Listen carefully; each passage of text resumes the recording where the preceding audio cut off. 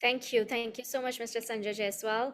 We are now ready for the panel discussion on leveraging data as the future of research and development. We will be happy to take any questions you have. Please write your questions in the Ask Question tab that you see on the right of your screen. I now welcome back Mr. Sanjay Sharma to introduce us to the panelist and the moderator for the session. Welcome and over to you. Thank you, Kathy. Thank you, Sanjay, for such an insightful presentation. Very, very impressive. So without any ado, I would like to introduce the moderator and the panel to you. So Nicole Poppel, who is our moderator for this session. She is the Accenture's Global Life Sciences R&D Data-led Transformation Lead. She is Managing Director with Accenture Strategy in Life Sciences Practice. Welcome, Nicole. Dr. Geetha Manjunath, Founder, CEO, and CTO, Niramai Health Analytix. Welcome, ma'am. Thank you. Professor Balaraman Ravindran, Head of the Robert Bosch Center for Data Science and Artificial Intelligence at IIT Madras. Welcome, sir. Dr. Benedikt Egersdoerfer, Global Head for Clinical Data Sciences Analytics, Bayer. Welcome, Doctor. Dr. Vijay Chandru, Commissioner at Lancet Citizens Commission, Founder and Chairman, Strand Life Sciences, Professor at Indian Institute of Science, Bangalore. Welcome, sir. Ms. Srividhya, Assistant Vice President, Sector Head for Pharmaceuticals and Biotechnology in West India. Welcome, Vidya. And of course, Sanjay Jaiswal. We have already heard him making his presentation. So thank you and I welcome you all. Look forward to a brilliant discussion in next hour. Over to you, Nicole. Thank you. Thank you so much, Sanjay. Thank you for the opportunity to facilitate this panel. It's a true pleasure. We just heard from Sanjay about the significant potential of data for future of R&D, and I really look forward to the panel discussion here that we will now have to discuss in more detail the current situation, the key questions that we're looking to answer with data, the value creation opportunities, and the critical success factors to get there. As you just heard in the introductions, we have a great group of leaders who will join me for this panel discussion, and I'm thrilled to have the discussion over the next session here. So welcome all. I look forward to having this discussion with you about leveraging data as the future of R&D. There's so much to discuss on this exciting and relevant topic that I know we could easily fill an hour or like more than an hour, almost a day about this topic. So engaging it will be for sure. So let's start with the current situation. We heard from Sanjay about the challenges that companies are facing in R&D in today's world, such as inefficiencies that will impact speed to market, high cost, regulatory compliance, and safety challenges, to just name a few. If we think about the challenges related to data that impact these, there are numerous that companies are dealing with. So Benedikt, can I start with you by asking you to give some examples of data-related challenges that you have seen in the pharma industry, including the impact of those challenges? And you're on mute.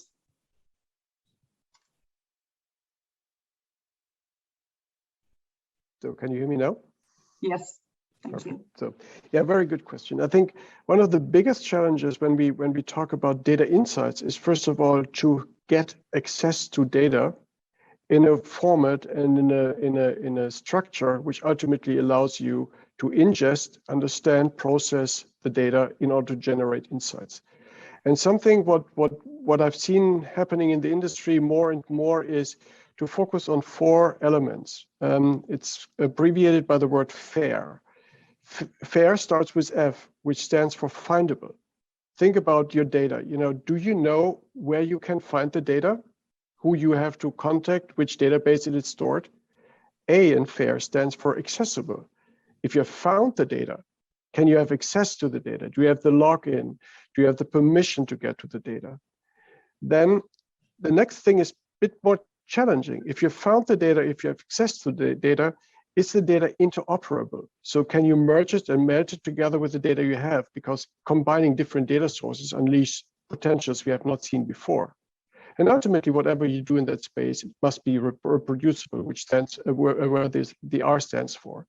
This is something we need to focus on in order to overcome the 4 challenges. You cannot find the data, you cannot access the data is not interoperable and very often not reliable. these are the challenges I see. That's a great answer. Thank you so much, Benedikt, for sharing. So Geetha, do you see the same challenges like in the medical device industry or any others that you would like to share? Sure. First of all, it's a pleasure to be on this panel with good friends and nice panel and nice topic as well. Sure. When we look at medical devices, I would actually sort of go back to Sanjay's talk and, the kind of challenges he was talking about for clinical trials or drugs and so on, right? Almost all of those challenges are there for medical devices, particularly when we are talking about let's say screening and diagnostic devices, the cost of performing the trial, how do we actually control the expenses? All of those sort of, very, very relevant. Now, coming to the data part of it, many times it depends on the first question, where is the data that he talked about, right? So that is also relevant to medical devices, but it depends on what kind of data is your medical device crunching. For example, I'll come from the imaging perspective because that's what I've been playing with for the last few years now, is if you're looking at, let's say, analysis of chest x-rays, there's a lot of chest x-rays available on public data sets. So you could actually go and access and all of the good stuff that, Benedikt said applies. But when you talk about the use case that the second use case I usually work on is the breast cancer screening with thermal, there is no thermal data available on breast with labeling and all that. So you need to actually set structures in place, partnerships in place to actually get and create that data yourself because you're creating a very novel medical device. So when you talk about data and medical devices and validation of medical devices, it also depends on what exactly your medical device is doing and whether the right kind of data, I think that is the term that Sanjay also used, is available for you, right? And if it is not available, we need to go out and actually, if it's especially an innovative device, we need to go out and actually get those data. So how do we get this data? Obviously, you go through ethics committee approvals and all the processes that are in place to actually put the right data collecting mechanism in the hospitals. Now, how do we validate these medical devices? So there again, you could think about, let's say, comparing your medical device output like screening or diagnostic output with other traditional methods, existing methods, maybe non-invasive approaches to invasive approaches or AI-based approaches to human-based approaches. So these kind of, comparison trials are needed and necessary before even you actually release the medical device into the market. So these trials could be, for example, retrospective study. When you have the data already available, you could just sort of pick up that data and then create a test environment using existing data and existing labels. But many times, medical devices are not as accepted by the regulatory body if it is retrospective because the medical device could already have seen the labels and so on. So a prospective trial is needed where you're really live on field trying to compare with other methodologies and so on and so forth. One more aspect of data I want to bring in for screening devices per se. Let's say we talk about screening for cancer or screening for a particular disease. Typically, I guess it's a good news that we have number of patients who are ill, which is much, much smaller than the number of people who are healthy. Right? That's what we want, everyone to be healthy. But what happens is that, especially when it's a machine learning based device and so on, this becomes a problem. It's not so happy to have an imbalance in data. So you need to sort of go all out and make sure you get enough number of positive samples so that you can test the device, train the device, all of those things. And of course, I can go on and on, there are wonderful challenges that you want to put in, but definitely I don't want to leave out the data regulations, especially when you're talking about devices which are AI-based or software-based medical devices. You have compliances like what Sanjay, I guess, was mentioning before about GDPR, HIPAA, and all of those compliances that are required. Just one last point here is about, when you talk about regulatory clearances for, let's say, software-based medical devices, of course, there is a hardware element to collect the data, but all the smartness is possibly happening in the software. In those cases, there is no uniformity in the type of devices that are accepted in different countries or different regulatory bodies of the different countries. So, so there's no clear mandate yet because it's an emerging, and we are talking about future of drugs and future of medical devices. And this is the space where, what kind of training is allowed in a medical device? If I want to release the next version of medical device, should I go back to the regulator, for every chota change in the medical device, right? Right now, that is how the case is for AI-based medical devices, because these are what are called as locked models and so on. For those of the people in the audience who are working on ML will understand what is actually this means, because every time you retrain a model, you can't go back to the regulatory body to get an acceptance. So that's a huge, challenge that we have to overcome. And I'm sure, multiple, companies are, coming up together to come up with proposals of how to handle it and make sure that the patients are safe. So it's very exciting to be in medical devices field, to say the least. And these are some of the challenges that I just wanted to pull up. Thank you so much, Geetha. That was very insightful to hear more about what's happening in the medical devices space and the challenges that companies are facing. So now that we have a better understanding of data-related challenges that companies are facing both in the pharma and the medical device space, let's also see what type of challenges and constraints are there, for instance, from realizing the value and ultimately shifting also to a data-led culture and ways of working, as that we know is difficult to achieve. So Sanjay, could you shed some light on what you see on the complexities that companies are facing around ways of working and realizing the value? Yeah, I mean, some of it, so first of all, thank you, Nicole, right? But some of the challenges, if you think about it, right, are pivoting from the existing, ways of working to the new ways of working. Traditionally, we've been driven by historical data, traditionally, how we work with regulatory authorities. You look at clinical data by itself, either the standard process, to go through, the whole optimize target and lead optimization process as a discovery process. Again, driven by your traditional data sources and your traditional, a 4-step clinical process, and then regulatory and pharmacovigilance, right? So instead of looking at it, we have looked at it in a very siloed nature, right? We've looked at it, clinical by itself, or discovery by itself, or pharmacovigilance by itself, and regulatory by itself, right? So it's been very siloed, and we have tried to optimize, but within the silo, right? That's the biggest thing, right? So the pivot now is to have a cross-functional, agile process end-to-end, right? That can bring all these pieces together, bring some of these pharmacovigilance insights into even your clinical trial space, right? Or even earlier, right? Letting you even screen the molecules which might have some predicted safety issues, right? Very early on, instead of finding it out much later, right? Or something which may not work for a certain regulatory authorities for different reasons, right? For a certain type of population versus a different type of population, right? The whole health equity concept that we have been working through. So I think we are seeing that happen, but I think that's where the change will come, and all this will be data driven, right?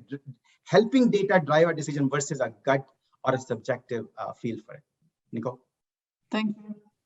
Yeah, so great insight so far around really the situation and the complication for R&D to unlock that full potential of data. So let's shift gears a bit to key questions that we see companies and academia that would like to address with data and the true value potential that can be achieved when done right. So what does good look like? So Professor Chandru, we heard some great examples from Sanjay during his presentation of how some have unlocked value with data. What other examples have you seen? Well, first of all, thank you for having me on this panel. It's of course delightful that two of our former students, Geetha and Ravindran, are also on this panel. So as you know, just I think as a reference point, the computer science department at the Indian Institute of Science has been kind of the spring well of AI and ML researchers in the country, and so here we see a good representation of some of our finest. So it's wonderful to be here. So I embarked on a journey to actually in data and in particularly in omics data and high throughput omics data, and how to leverage it both from a point of view of research for sort of novel target discovery, all the way to patient profiling and optimizing clinical trials and so forth. And I just want to bring up 2 points here. One is that, for example, at Strand, where we have done all this work over 2 decades now, we've actually built, for example, the largest database of hereditary breast and ovarian cancer in the country, right? Now, it's not like hereditary breast and ovarian cancer has not been studied in other countries, but there is an ethnicity issue and localization and the need to generate our own data in India to be able to actually, leverage it both from a treatment and drug discovery point of view, but also from early detection, prevention, care, and counseling and so forth. So, while Geetha mentioned, thermal as being an area where she has to build data because there isn't sort of universal data sets that she can work off of. Actually, in chest X-rays as well, and actually Geetha knows this because she's built an extraordinary system called the X-ray Setu, which was used during the pandemic for COVID screening. And while we can build it based on data from NHS or from NCBI or wherever, finally, I think building our own chest X-ray databases, which are curated and and carefully sort of integrated with the clinical metadata, I think is where we're going to get richness and a lot of value in India, and because of our patient population sizes and I would say rapidly expanding biopharma sector, right? Just 2 days back at the ABLE annual conference, we evaluated the bioeconomy of India. And in the biopharma sector is roughly at about 39 or close to $40 billion for 2021. Out of which 54% actually came from diagnostics, right? And so I mean, of course, the pandemic had its effect there. What some people didn't realize was actually diagnostics accounted for almost 15 billion of what was spent during the pandemic, while vaccines probably was just about a little over half of that. Right? Everybody thinks of the spend having been primarily on vaccines, but actually the diagnostic spend was just as high. So it is actually spelling a very interesting future for diagnostics plays and being able to do clever things with data. But I think we have to be careful about the kind of data we use and the localization of data and build carefully curated data sets which are going to be of great value. And we can already see this where we are seeing unicorn kind of startups which are able to capture health data that is local, relevant, and I don't want to name the startups here, but some of them are doing very well at it, and I think we're going to see a very exciting next few years in Indian healthcare and the pharmaceutical industry and the med tech industry because of this drive with data. And and stop there. Thank you so much, Professor Chandru. Very, very great examples. And so now that we've heard about some of these excellent examples around value that can be unlocked by like novel data sets that are created and combining data, let's also look how these insights can be achieved at speed and scale, and what type of collaborations are key for that. I mean, Professor Chandru already alluded to some of it, but Srividhya, would love to hear from you if you can share some examples, what you've seen around successful collaborations with regulators, and what value can be created in that way. Thank you, Nicole. Absolutely a pleasure to be with all our industry leaders, innovators, and academicians here. I think as you said, we're talking about data, and I think I like to say this, that, while you have, 4 factors of production, which is land, labor, capital, and entrepreneurship, I see that data is the 5th one, which is really going to, drive this, the new wave of, innovations we are going to see in the country. And I will talk about, definitely endorse it for India. So I think while here we have all our leaders and academicians and, innovators, who are the ultimate beneficiary of these data. I stand at the policy side of things, where we are the one who's processing it and, end of the day, giving appliance and approvals to, to the industry. And I think towards that, I think there is a strong focus from the government in terms of how do we want to simplify and really get that kind of ease of doing business when in terms of providing approvals to, some of the new innovations we are looking at. And I think towards that direction, we have already seen that, as Nicole said, what is that value we are going to get out of it?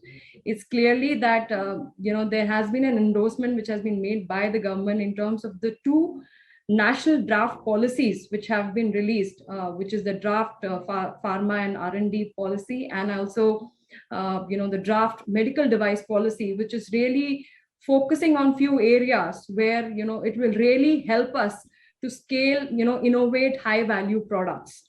And I think this brings me to, 3 points, which I would like to put forth, as part of, and which will be crucial when we look at processing of these data. Number 1 is that, the pillar which we are looking at is process optimization. So when we talk about, getting all these data together with the regulator and I mean, we all know that there are a lot of overlapping approvals, timelines, and everything we need to look at. So, there is something which is like a common, pathways which are being set up. There are going to be timelines, there are going to be parallel processing, sharing of data across regulators, and so on and so forth. But of course, definitely keeping in that, in mind the data protection bit, which of course will remain, heart of the entire activity. But I think with the entire process optimization, we are looking at the data, we will eventually get and, we'll be putting into process. I think this is very be beneficial for the industry, because end of the day, with this entire activity, we are looking at, cutting down the timeline in terms of regulatory approvals by almost 50%, in the next 2 years. So I think that's going to be significant, and I'm going to add a big value to this entire activity we are trying to do in terms of getting innovative products. Second bit is on the technology-based platform. And I think, while we will all make our efforts in terms of getting the relevant data in terms of how we can provide better products to our, citizens, really there have been a need of creating a technology-based kind of platform, which remains like the one-stop shop, and, which will probably be the interface between the regulator and the innovator. And, as Geetha said, of the point that, there can be something like a regular software-based data, regulation clear mandate, which may require a lot of back and forth with the innovators and so on and so forth. And I think this is an excellent initiative which is coming out of the policy, through the policy for the industry, to have this smooth, interface where they can, interact, and becomes like a single point of contact in terms of bringing that kind of transparency, efficiency, timeline, and predictability in the entire process and the outcomes ultimately we are trying to achieve. So that's where I'll stop here. Those are great insights, and speaking about impact that you can generate with these collaborations, very, very nice examples. So Professor Ravindran, can you please share what other interesting examples you have seen around ecosystem collaborations, for instance, in collaboration with academia?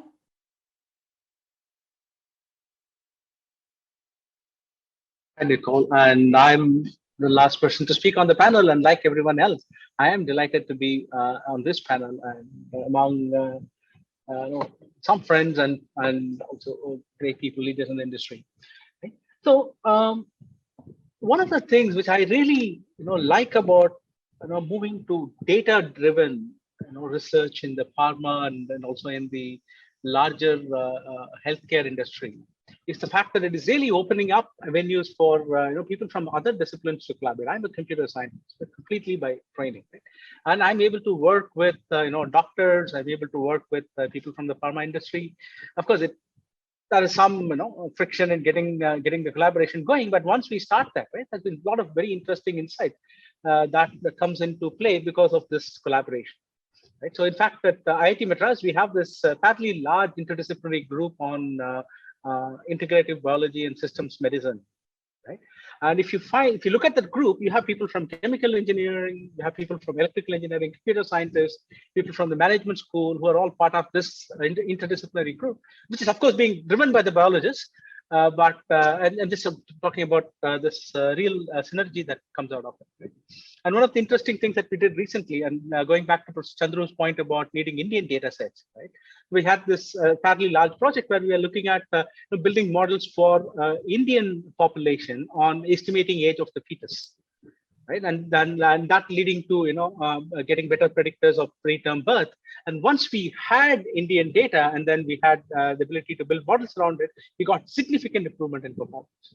Right? And this is a fairly large multi-institute project that's going on, and now we are moving into the second phase and things like that. So there are some really nice examples where the availability of the appropriate data, right, is allowing us to open up much more focused applications.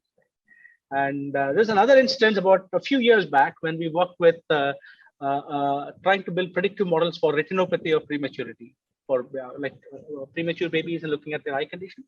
And it turns out that when we start building models on Indian data, very different set of factors come out as being relevant, as opposed to building using the models that were already existing on a more Western population. And in fact, one of the very surprising things for us what came out was the gender of the baby was no longer important in predicting whether the baby would really get a particular eye condition or not, because all babies were below a threshold birth weight in India. When you're talking about premature babies, there is no gender difference. So that's kind of so these are kind of very interesting insights that come out when you start, looking at this kind of a data-driven way of developing solutions.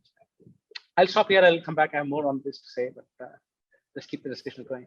Very, very interesting. Thank you so much. So we just heard from a number of panelists here about a number of value creation areas that emerge, being kind of that ecosystem collaborations are key. Combining different data sets with analytics on top of it will enable R&D really to get to new and advanced insights and uncovering unmet patients' needs, to name a few, and even kind of based on different patient populations, as Professor Ravindran just nicely explained.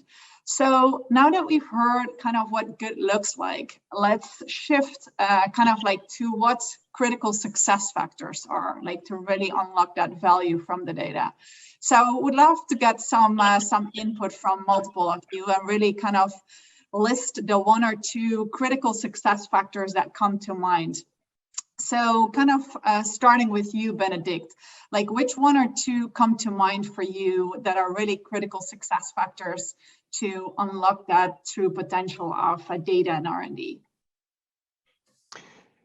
We have heard great examples which illustrate the potential of data, but I try to be very humble and realistic when I try to be successful. And while it is very ambitious to reach heaven, it's sometimes good to get the first step on a ladder.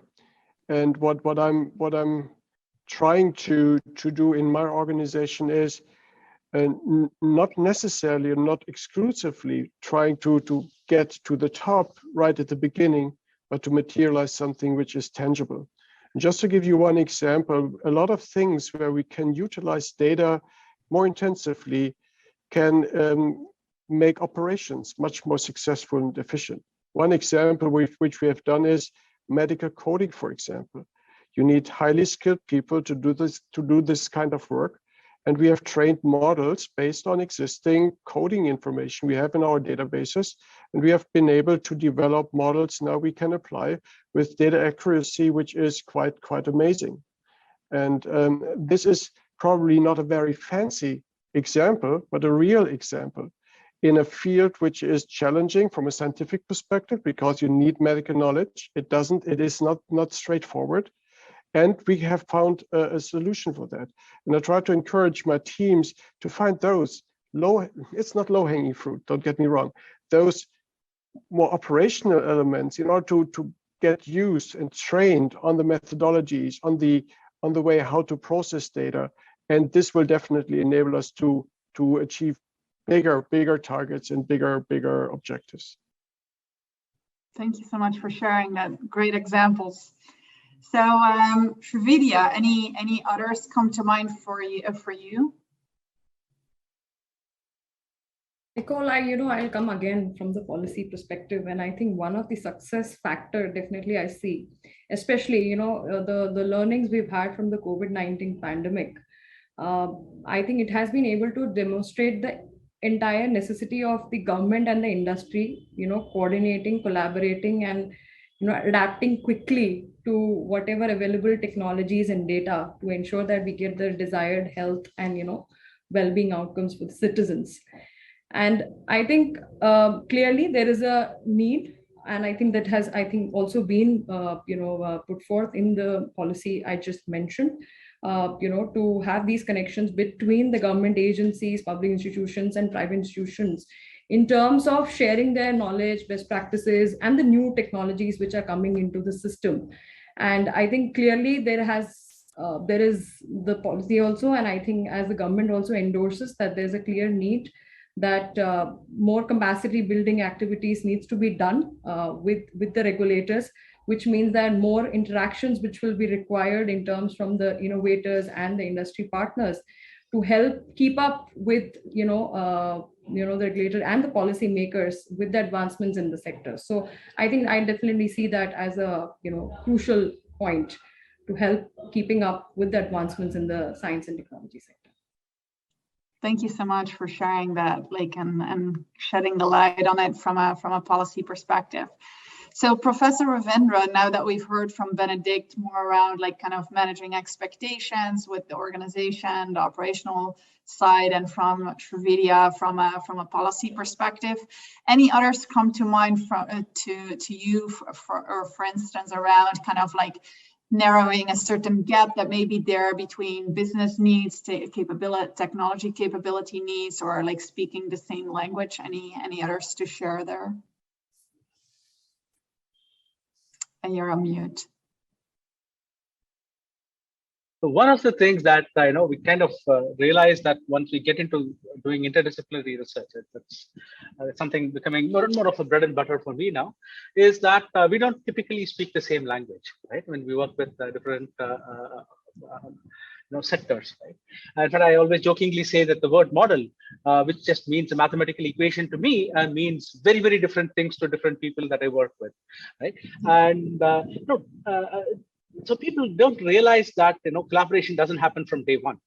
Right? So there is this whole need for educating people to get into this interdisciplinary research, right? And there are pioneers like Professor Chandru. I mean, when he went out and started Strand genomics, and a lot of us were kind of blown away because we never knew him to do biology before that. and it takes a lot of effort and maybe a couple of years just to learn the different languages and then going ahead, right? So going back to one of Srividhya's point earlier, there is a need for skilling people who can do this translation from the business need, right? I mean, this is a different skill set from being able to do research. Once I have identified what is the actual scientific question that we need to ask, right? As one of my friends very nicely puts it, we need people who can be who can be the and in the R&D. Right, so that is a significant lack here, right? So I don't see academic curriculum talking about it.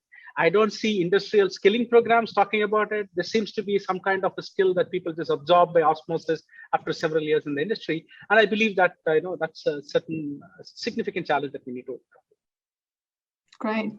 I love that, putting extra meaning on the ends between the R and the D. So great example here. So Geetha, if we think about kind of the intersection of pharma and the device industry, any others from your perspective to add here?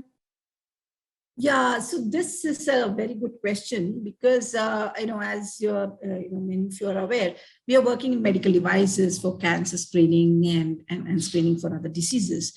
And we many times come across, is there some way of figuring out a business model to make it work with pharma? Because that's sort of the one big chunk of how people can be healthy, right? And a lot of investments going on there and so on. If there is a synergy, right? If there is some way that we can use medical devices, of course, we will use it for screening and diagnosis, which is the preventative element of it, which is going to be the future.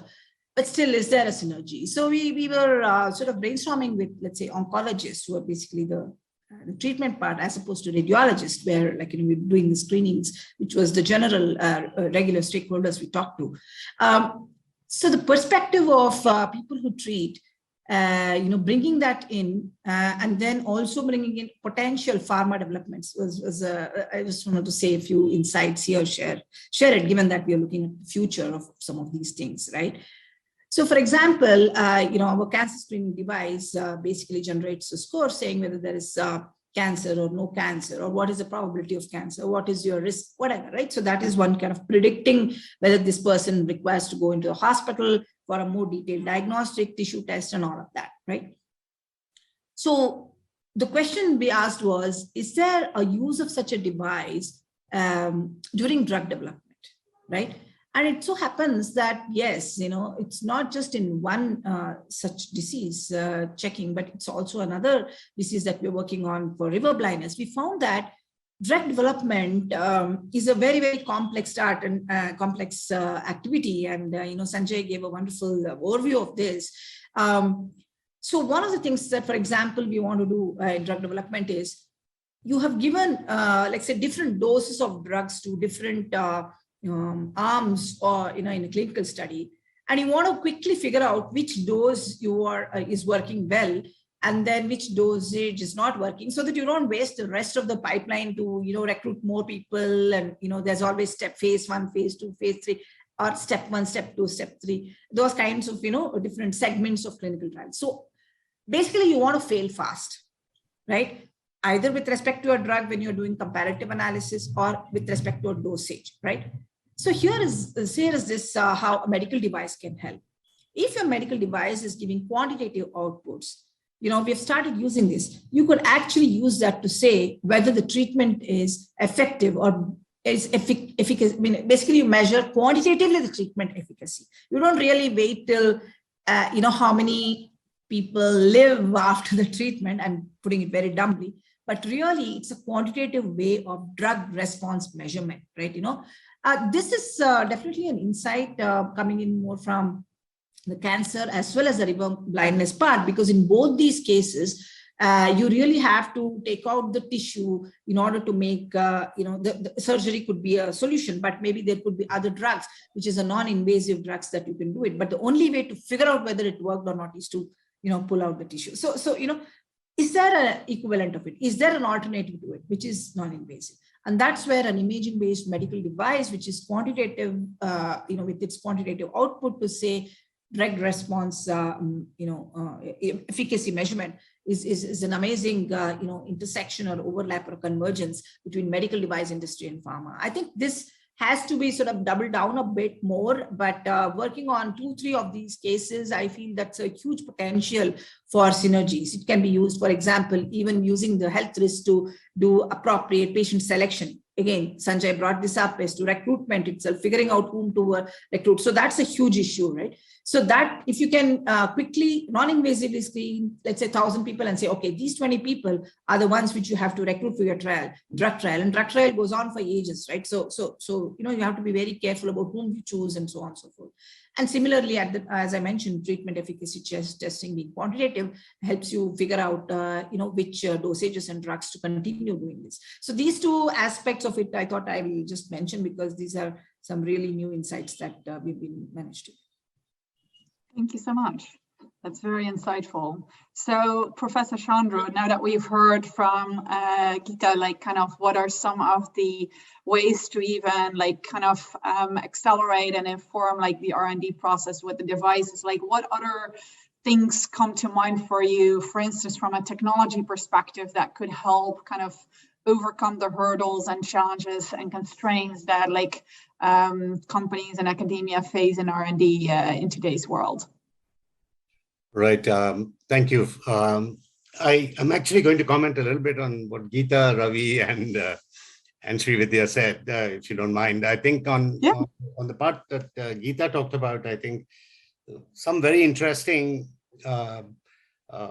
things that we're, of course, exploring now in great depth at places like Strand are what we can do with minimally invasive quantitative measurements.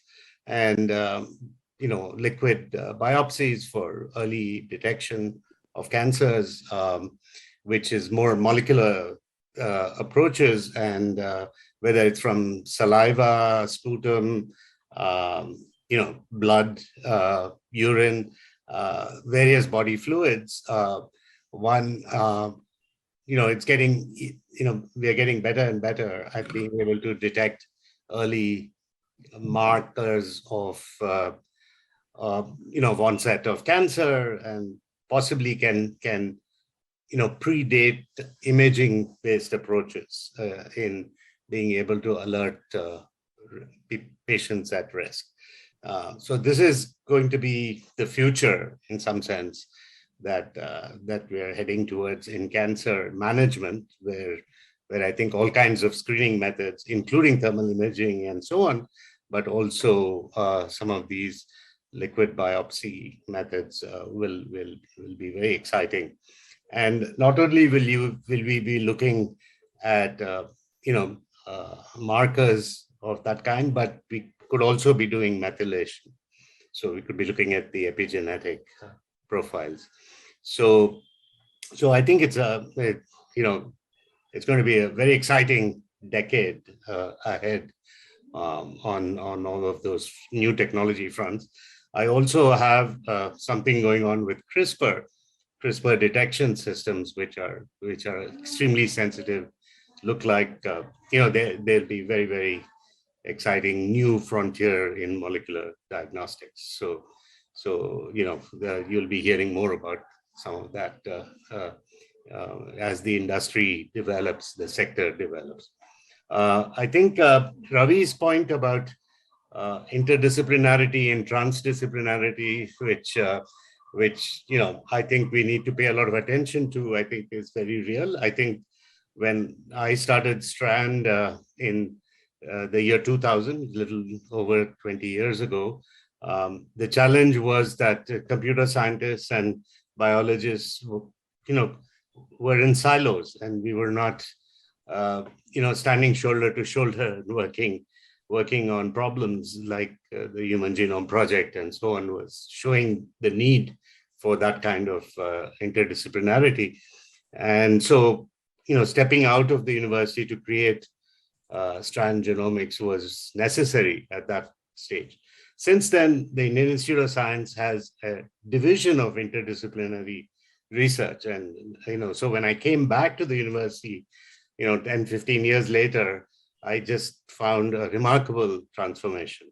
And we are at a point now where we're building a medical school and a hospital, an 800-bed hospital. And we're going to have an MD PhD program rolling out by 2024.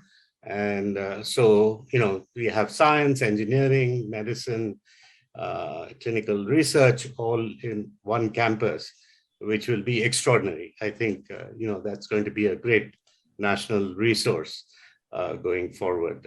So I think, obviously the educational sector is looking seriously at this whole issue of transdisciplinarity and its importance in the biopharma and health sectors. And I think we will see transformations there. And lastly, I just want to touch on policy and the infrastructure. And, since I also lead the technology work stream for the Lancet Commission that's looking at India's health system and reimagining it, I've been looking very closely at what the National Health Authority is doing. And you will actually hear from Ram Sevak Sharma ji, I think, after this panel. And, I think it's going to be transformative.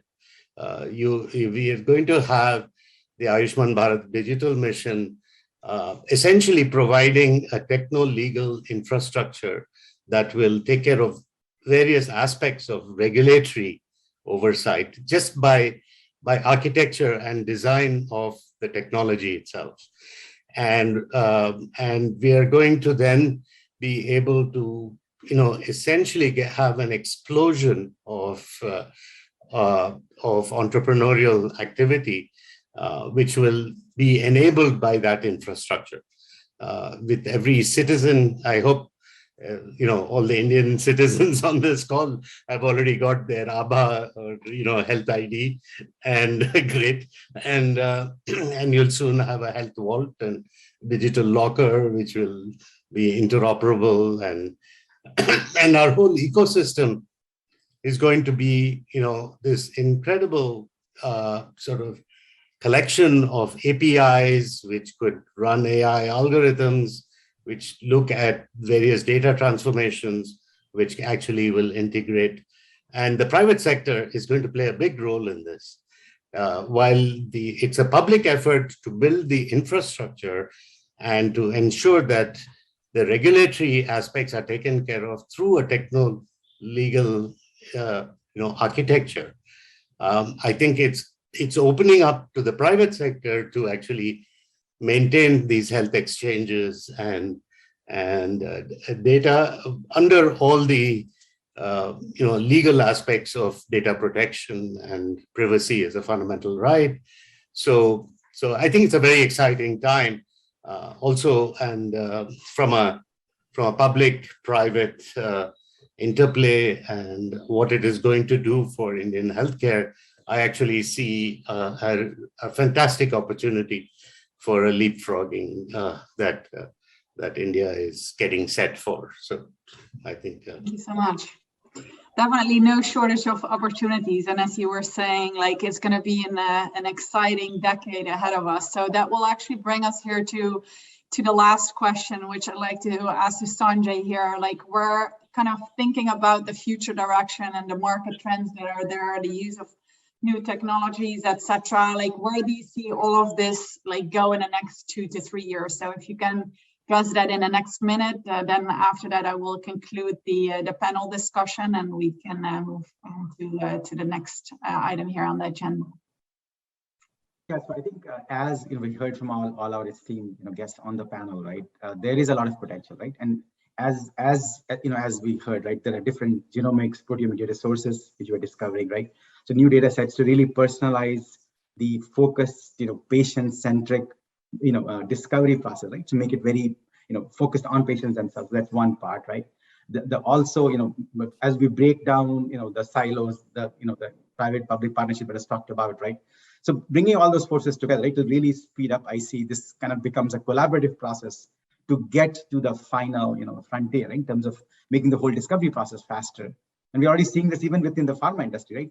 Through, a lot of groups where, specifically in the COVID times, we saw, a lot of pharma companies sharing COVID data, right, to help us get through that faster. I see that increasing more and more, right? So the collaboration piece definitely will be something that will keep going forward. New data sets, as I talked about, right?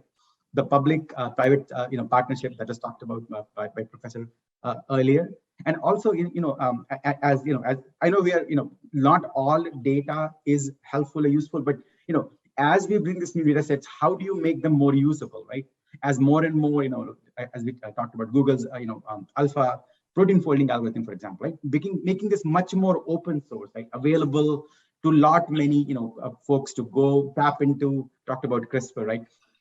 And then kind of collaboratively develop, in an open forum also, right? A lot of these API-based access to data sets which will also help speed up the entire process, right? So I see nothing but, a great, future ahead of us as we traverse this, right? And I think everybody is realizing how important healthcare is, how important pharma industry is to us, and COVID times have really made that very clear for us, right? Health is the #1 asset for a human being, right?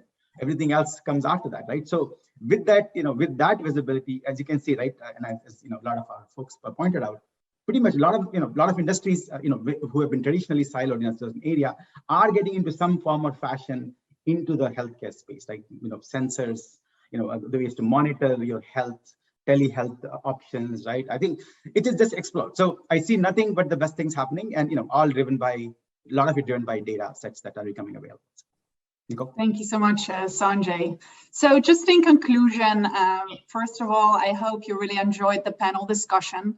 And as you can see, with the increasing volumes of data, the opportunity to combine like traditional and non-traditional R&D data sets, we heard that the future of R&D is bright and exciting, and multiple components are key to maximizing the value that we can realize from it.